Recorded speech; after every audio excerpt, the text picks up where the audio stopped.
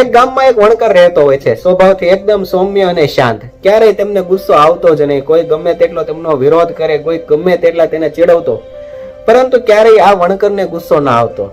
એટલે આ વાતથી અમુક છોકરાઓને તેને ગુસ્સો દેવરાવવા માટે તેની દુકાને પહોંચી જાય છે. આ છોકરાઓમાં એક છોકરો ધનવાન મા બાપનો દીકરો હોય છે, એટલે તેને થોડોક પોતાના પૈસાનો અભિમાન. એટલે આ છોકરો વણકરની દુકાને જાય છે ને વણકરને કહે છે કે મને એક સરસ મજાની સાડી દેખાડ. એટલે વણકર તેમને સાડી દેખાડે છે. એટલે આ છોકરો તે સાડીનો ભાવ પૂછે છે કે આ સાડીના કેટલા રૂપિયા? એટલે વણકર કહે છે કે 10 રૂપિયા. એટલે તે છોકરો સાડીના 2 કટકા કરી નાખે છે અને એક કટકો હાથમાં લઈને કહે છે કે હવે આ કટકાના કેટલા રૂપિયા? એટલે વણકર કહે છે કે આ કટકાના 5 રૂપિયા. એટલે ફરી પાછો તે છોકરો સાડીના 2 કટકા કરી નાખે છે અને ફરી પાછો એક કટકો હાથમાં લઈને કહે છે કે હવે આ કટકાના કેટલા? એટલે વણકર કહે છે કે આ કટકાના 2.5 રૂપિયા. તેમ ફરી પાછું તે સાડીના બીજા 2 કટકા કરે છે. એમ હાવ નાના નાના કટકા કરી નાખે છે અને અંતે જતા એ ધનવાન મા બાપનો છોકરો તે વણકરને કહે છે કે હવે તો આ સાડીના નાના નાના કટકા થઈ ગયા, મારે કાંઈ કામની નથી, મારે આ સાડી નથી લેવી. એટલે વણકર કહે છે કે તો આ સાડી તો કોઈને કાંઈ કામની નથી, હવે તો આના નાના કટકા થઈ ગયા છે એટલે આ મારે પણ કાંઈ કામની નથી, રહેવા દે, કોઈ વાંધો નહીં. એટલે હવે જે ધનવાન મા બાપનો છોકરો હોય છે તેમને દયા આવે છે ને તે વણકરને કહે છે કે હું આ તમારી સાડીની ભરપાઈ કરી દઉં છું, આ 10 રૂપિયા તમે લઈ લો.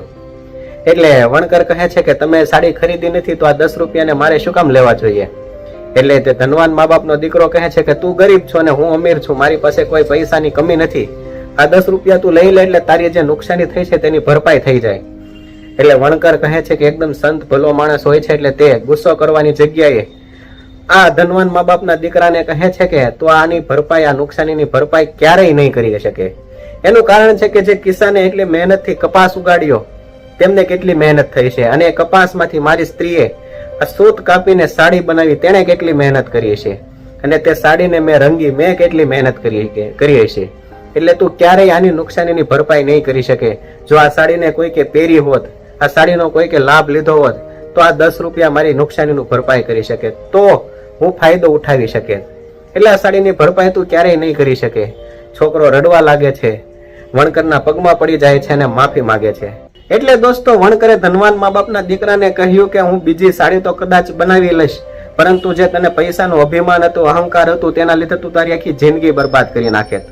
અને જો અહંકાર તારો હું ના તોડે તો તારું જિંદગી બીજી વખત તને નહોતી મળવાની. એટલે મારી માટે મહત્વનું એ જ હતું કે તને સીધા રસ્તા પર લાવવો. જે માણસ એકદમ શાંત અને સૌમ્ય સ્વભાવથી રહે છે તેની જીવનમાં જીત થાય છે. આ કહાની ઉપરથી દોસ્તો આપણને શું શીખવા મળ્યું તે તમે કમેન્ટમાં જરૂરથી કહેજો અને વિડીયોને શેર કરી દેજો.